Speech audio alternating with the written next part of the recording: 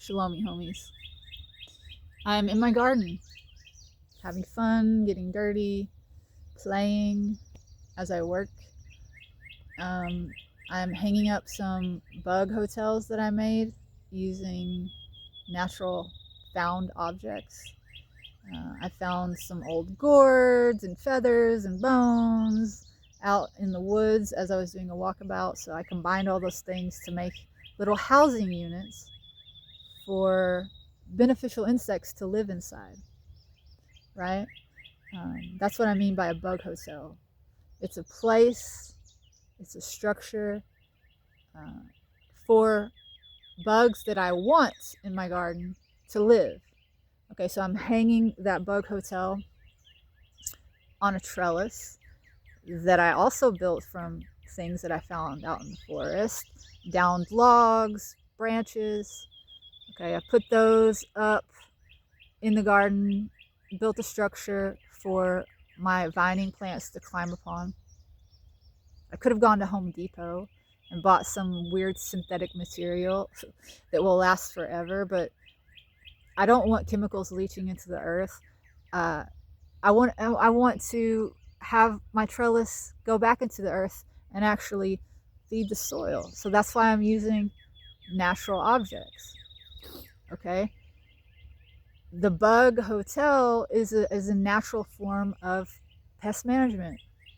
I'm forming a symbiotic relationship with nature, with the bugs that will come into my garden and eat the bugs that I don't want in my garden, the bugs that are going to otherwise decimate my crops, right?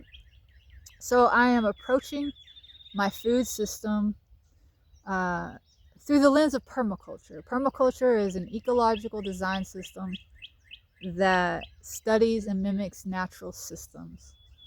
And it does that in order to work in harmony with nature, in order to create regenerative systems of any kind, most predominantly food systems. That's where you hear about permaculture being used the most, is in food systems.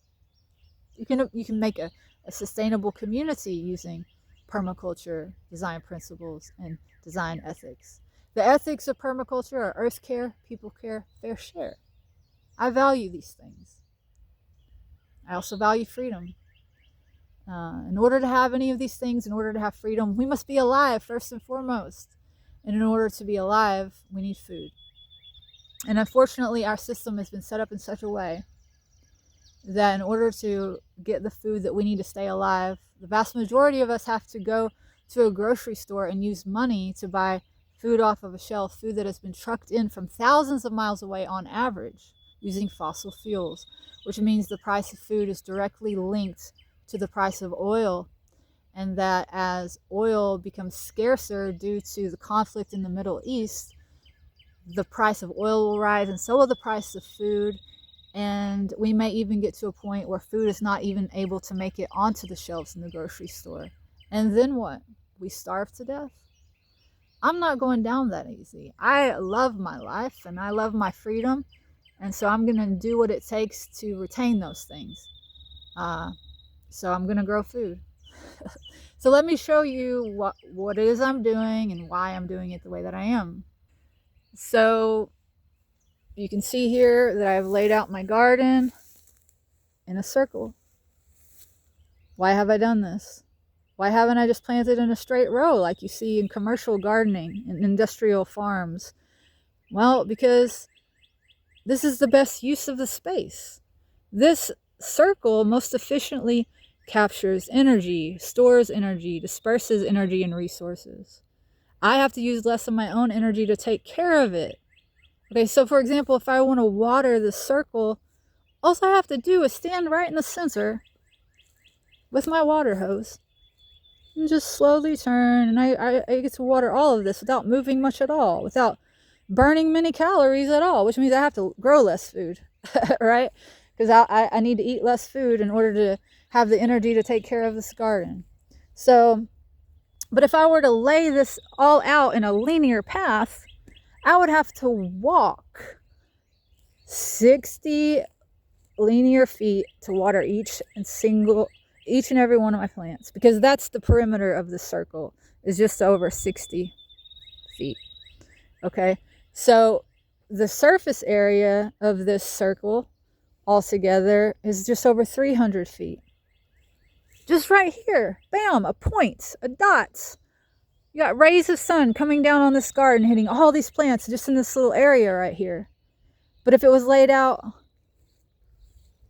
in a line, okay, what if half of my garden was in the shade because of a tree, right? Because I have it laid out 300 linear feet rather than 300 feet in a circle, in a dot in one spot where a ray of sun can come down and hit the whole garden, right? Half of it could be covered in shade, okay? So it's not efficient for many reasons to use straight lines. You don't see many straight lines in nature. So this is what I mean about studying and mimicking nature. Everything in nature is done for the purpose of supporting and sustaining life, okay?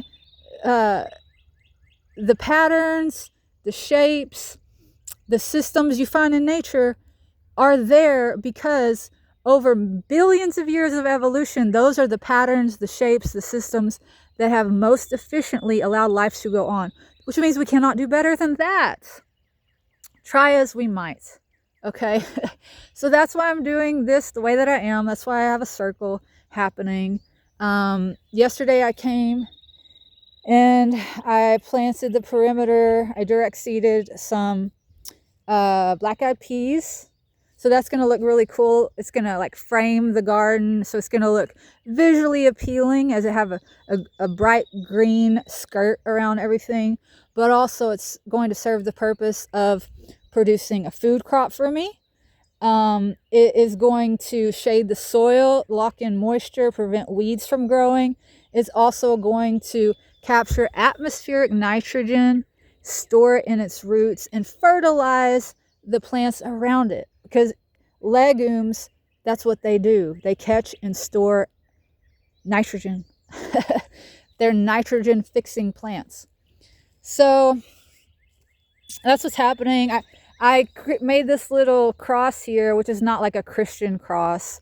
It's supposed to be symbolic of the four elements and the four directions, you know, earth, wind, water, fire, north, south, east, west. I have 8 little beds here to represent the eightfold path of Buddhism, you know. I'm going to, this is my one of my little bug hotels. You see, this is a little gourd that came from a passion vine, I believe, that was just out in the woods. And not sure what bird this came from, this feather here, but this is a wasp nest that I stuck in here for bedding, right? There's no wasps in here currently. The spiral, the apple snail shell that will probably catch and hold a little bit of water for insects to drink. I also wanted the spiral to depict the recurring cyclical nature of life, you know, also bringing in the circle again.